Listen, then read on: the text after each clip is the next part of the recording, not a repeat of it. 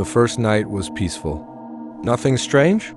But around 1:13 a.m., Laras woke up to a faint sound, footsteps, soft and slow, as if someone were walking on wet carpet. She turned toward the mirror in the corner of the room. No one was there. Yet, her reflection moved a second too late. When Laras raised her hand, the reflection followed, delayed, unnatural. "I'm just tired," she whispered, turning off the light. Over the next few nights, Laras began to notice a strange smell. It was like damp clothes, stale, heavy, and unpleasant. No matter how much she cleaned, the smell returned. Strongest near the mirror. One night, she wiped the surface, thinking it might be mold. But as her hand moved across the glass, a handprint appeared from the inside. She froze. Then her reflection smiled. But she wasn't smiling. The next morning, Laras asked Mrs. Ratme about it. The old woman's face went pale. "There used to be another girl in that room," she said quietly. "Her name was Ronnie. She hanged herself in front of that mirror." Laras felt her stomach drop. Mrs. Ratme continued, trembling a little. "It happened exactly 3 years ago. October 13th. That night was October 13th. Heavy rain pounded against the window that night. The power went out. Laras lit a candle and sat on her bed, trying to calm down. The air in the room turned icy cold. Then, from the mirror, her reflection stayed still. Even when she stood up, she blinked. Her reflection slowly looked up, meeting her eyes. "Why are you in my room?" A voice whispered, not from outside, but from inside the mirror. Her reflection changed. It was no longer Laras.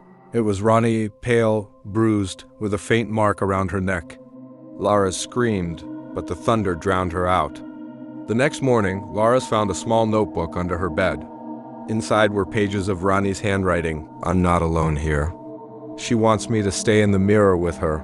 The final page was full of black ink scratches, like someone had written in panic. Only one line was still readable. "Whoever looks into the mirror after 1 o'clock will be replaced." That night, Laras covered the mirror with a black cloth. She prayed it would be over.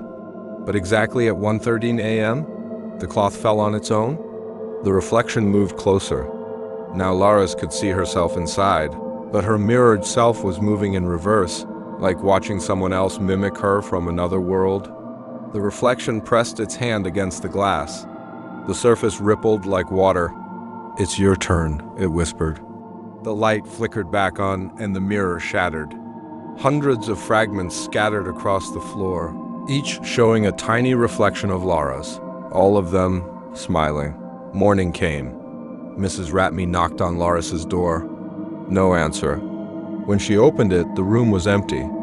All of Laras's belongings were still there, her clothes, her bag, even her phone. Only a black cloth lay on the floor, and the broken mirror. But in the largest shard of glass, Mrs. Ratme saw the faint image of a young woman, standing by the window, smiling with lifeless eyes. Since that day, no one stays in that room for more than one night. Tenants always complain of seeing a shadow watching from the mirror corner. And every year, on October 13th, the mirror becomes spotless again. No dust, no cracks. As if someone has been cleaning it from the inside.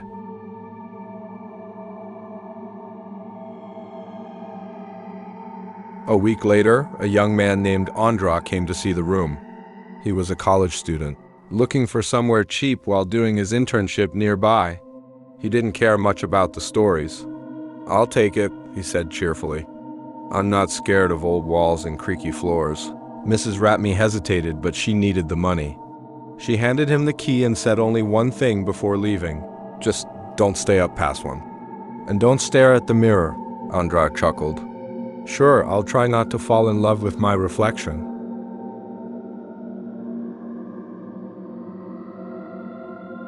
That night, Andra unpacked his things and set up his laptop. He noticed the mirror covered in black cloth. Out of curiosity, he lifted the edge slightly. The glass underneath was clean, clearer than any mirror he'd ever seen. He could see his own reflection perfectly, but just as he was about to walk away, the reflection blinked, even though he hadn't. Andra froze, then laughed awkwardly.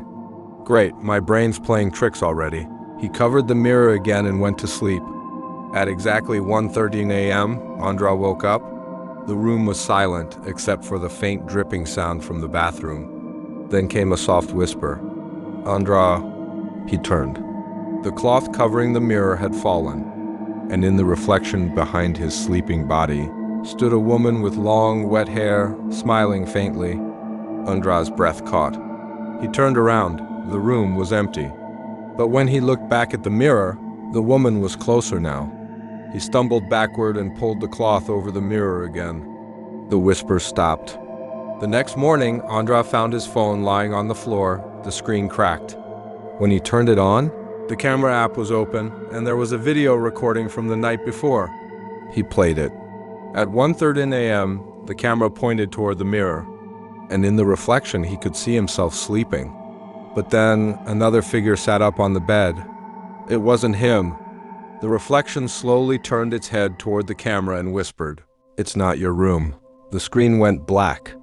Andra dropped the phone, his hands shaking. Panicking, he ran to the door, but it wouldn't open. No matter how hard he turned the knob, it felt like something was holding it shut from the other side. Then, from behind him, came the sound of footsteps, wet, slow, and heavy. He turned around. The mirror cloth was gone. In its reflection, Lara stood behind him, her eyes empty, her lips moving silently. He couldn't hear her words until she pressed her palm against the glass. "Help me." Andra backed away, tears welling up. "What do you want?" Her expression twisted into anger. Behind her reflection, a darker shape appeared, something not human. A shadow with hands stretching toward the surface, pulling her back inside. The mirror cracked, and the room fell silent. When Mrs. Ratme checked the room the next day, Andra was gone. The door was locked from the inside. All she found was a message scrawled across the wall, written in black marker. "Don't look at yourself after 1. The mirror, once again, was clean. Perfect. Waiting.